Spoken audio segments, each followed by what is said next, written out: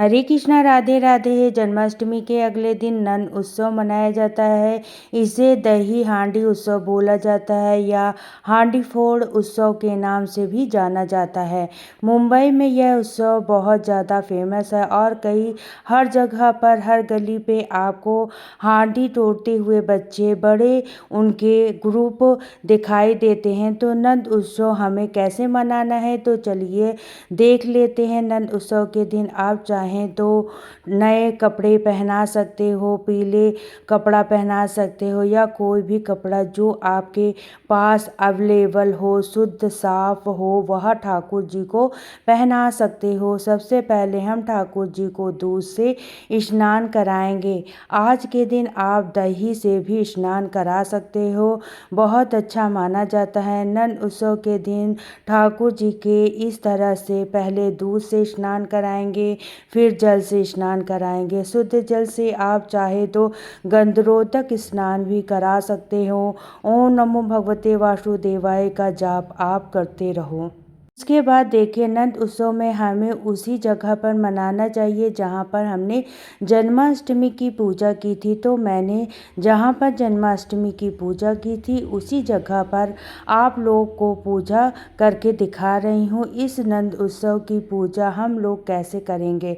इसके बाद ठाकुर जी को बढ़िया श्रृंगार कराएंगे और श्रृंगार करके चौकी पे बिठाएंगे और धूप दीप से एक बार आरती कर लेंगे।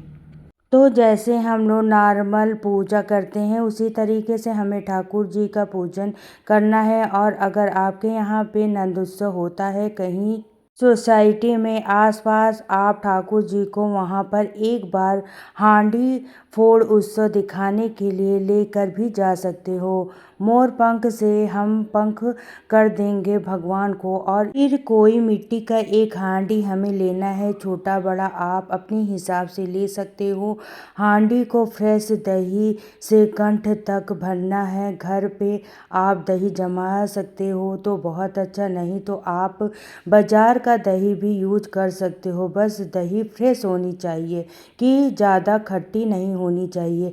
ऐसा हमने दही को कंठ तक भर देंगे। इसमें हम तुलसी दल जरूर रखेंगे। तो इस तरीके से हमने तुलसी दल रख दिया है। और इसके बाद यह दही हांडी का जो हांडी है इसे आप अगर अपने मंदिर में पूजा कर रहे हैं तो वहाँ टांग सकते हो या जहाँ पर आप लोग जन्माष्टमी की पूजा किया है वहाँ पर भी टांग सकते हो। थोड़ी सी ऊंचाई में हमें टांगना है और थोड़ी ऊंचाई इतनी रहे अपने हिसाब से आप लोग देख लीजिएगा। इसके बाद देखिए घर के जो बच्चे हैं वो ही नॉर्मल दही हांडी को जो उत्सव है वो मनाते। तो कैसे मनाया जाता है, ठाकुर जी की जो बांस की बांसुरी है वो बांसुरी आपको लेनी है और फिर 7 बार इस तरीके से टक टक करते हुए हांडी को हमें पीटना है। बेसिकली हांडी को क्या किया जाता है, तोड़ा जाता है, लेकिन हम लोग यहाँ पर एक शगुन के तौर पर कर रहे हैं। तो आप चाहे तो इस हांडी को तोड़ सकते हो।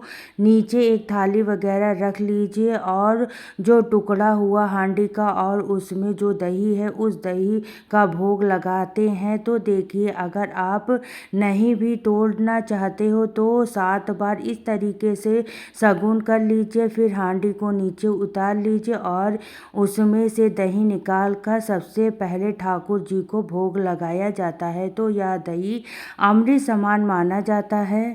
ठाकुर जी को भोग लगाने के बाद इस दही का जो भोग है यह प्रसाद स्वरूप घर के सभी मेंबरों में बांट दिया जाता है। तो यह बहुत ही शुभ रहता है, बहुत अच्छा रहता है। और हमें इस तरीके से दही हांडी का एक छोटा सा त्यौहार जो है ना घर पर ज़रूर मनाना चाहिए।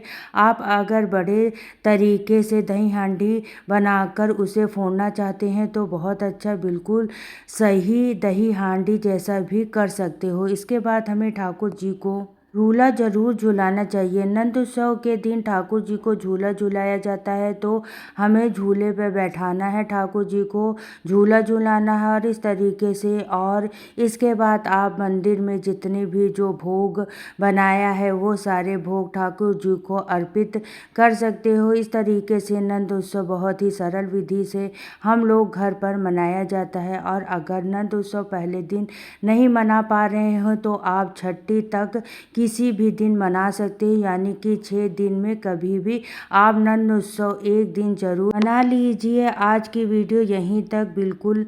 अब मिलते हैं नेक्स्ट वीडियो में, तो सभी को राधे राधे, जय श्री कृष्णा, हर हर महादेव।